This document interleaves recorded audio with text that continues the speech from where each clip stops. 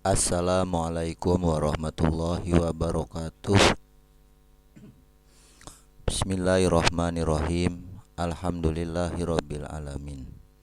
Pada kesempatan ini kita akan membahas tobatnya Fir'aun dan kemudian diselamatkan dalam tanda kutip.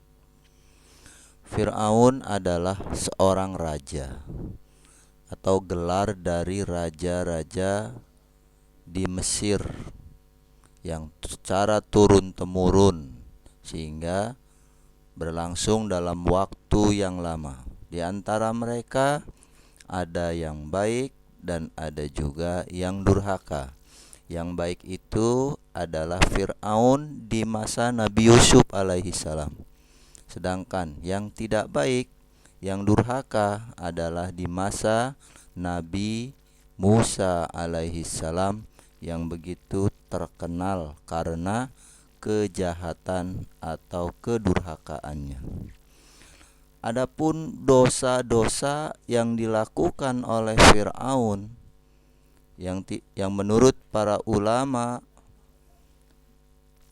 nama sebenarnya adalah Maneftah atau Ramses II yang memerintah Mesir pada sekitar antara tahun 1224 sebelum Masehi sampai 1214, atau pendapat lain mengatakan sampai 1204 sebelum Masehi.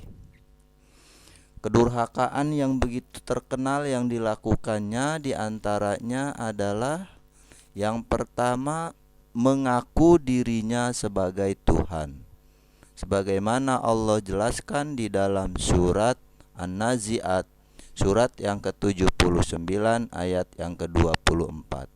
Fir'aun berkata, "Ana rabbukumul a'la." Aku ini adalah Tuhanmu yang paling tinggi. Yang kedua, rasialis dan perbudakan. Rasialis di sini menganggap bahwa bagi Fir'aun, orang yang paling mulia, bangsa yang paling mulia adalah bangsanya sendiri, yaitu suku Kipti. Sedangkan selain dari suku Kipti, seperti Bani Israel, itu tidak ada harganya. Karena itulah mereka perbudak, dipekerjakan dengan paksa. Dan kemudian yang ketiga adalah membunuh bayi laki-laki Bani Israel.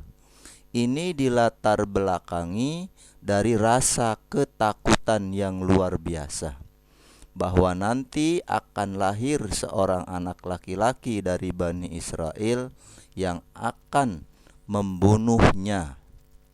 Karena itulah sebagai tindak antisipasi dia membunuh bayi laki-laki yang baru lahir. Kemudian yang keempatnya, kekejaman Fir'aun itu sangat luar biasa, tidak pilih-pilih. Bahkan kepada istrinya sekalipun, kalau dia tidak mau taat kepada perintahnya, maka dia tidak segan-segan untuk menganiayanya. Sehingga si istrinya yang bernama Asia dibunuh karena dia beriman kepada Nabi Musa untuk bertakwa kepada Allah Subhanahu wa taala. Namun kekejaman dan kedurhakaan Fir'aun tidak dibiarkan oleh Allah berlangsung lama. Akhirnya Fir'aun pun mengalami nasib meninggal dunia atau wafat. Dan dalam kematiannya Fir'aun sempat melakukan tobat ketika menjelang sakaratul maut.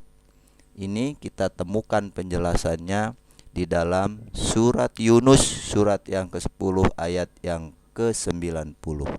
Allah Subhanahu wa taala berfirman yang artinya, dan kami memungkinkan Bani Israel melintasi laut, lalu mereka diikuti oleh Fir'aun dan bala tentaranya karena hendak menganiaya dan menindas mereka.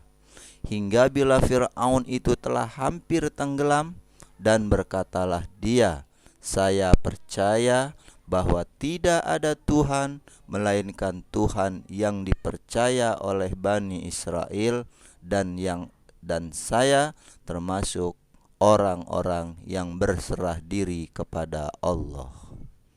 Karena tobatnya tersebutlah di antara penyebabnya sehingga jasad Fir'aun pun diselamatkan oleh Allah, sebagaimana termaktub di dalam surat Yunus ayat yang ke-92. Fal yauma nunajjika bi badanika litakuna liman khalfaka ayatan wa inna katsiran minan nasi an ayatina laghafilun.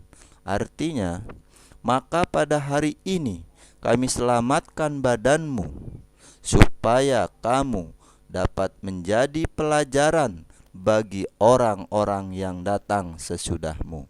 Dan sesungguhnya kebanyakan dari manusia lengah dari tanda-tanda kekuasaan kami. Jadi diselamatkan jasadnya Fir'aun ini bukan karena diterima tobatnya, melainkan untuk menjadi pelajaran bagi orang-orang yang sesudahnya, agar mereka bersikap berhati-hati dalam menjalani hidup supaya tidak terjerumus kepada dosa yang besar. Nah, Allah menyelamatkan jasad Fir'aun setelah tenggelam di Laut Merah, akhirnya ditemukan oleh masyarakat Mesir di pantai. Kemudian sebagai tradisi pada waktu itu, jasad tersebut dimumikan. Dan pada tahun 1896 Masehi, mumi Fir'aun ditemukan di Wadi Al-Muluk, yaitu lembah raja-raja, daerah Toba Luxor, Mesir, dan dibuka pembalutnya oleh Elliot Smith, seorang ahli purbakala Inggris, pada tanggal 8 Juli 1907. Dan kini jasad tersebut tersimpan di Museum Negara Mesir. Nah, mengenai tobatnya Fir'aun sudah jelas dijelaskan oleh Allah di dalam surat An-Nisa. Bukan hanya Fir'aun saja, bahwa Allah tidak menerima tobat seseorang yang mengerjakan kejahatan hingga datang ajal kepada orang tersebut, baru mereka mengatakan, sungguhnya saya bertobat sekarang. Dan tidak pula diterima tobat orang-orang yang mati sedang mereka di dalam kekafiran. Bagi orang-orang itu telah kami sediakan siksa yang pedih. Di dalam surat An-Nisa ayat 18 ini Allah jelaskan bahwa tobat yang diterima adalah tobat sebelum datangnya sakaratul maut, sehingga tobat Fir'aun adalah tobat yang tidak diterima. Demikian sekilas kisah Raja Fir'aun yang dapat di-share. Semoga bermanfaat dan kita dapat mengambil pelajaran. Wallahu a'lam bishawab. Wassalamualaikum warahmatullahi wabarakatuh.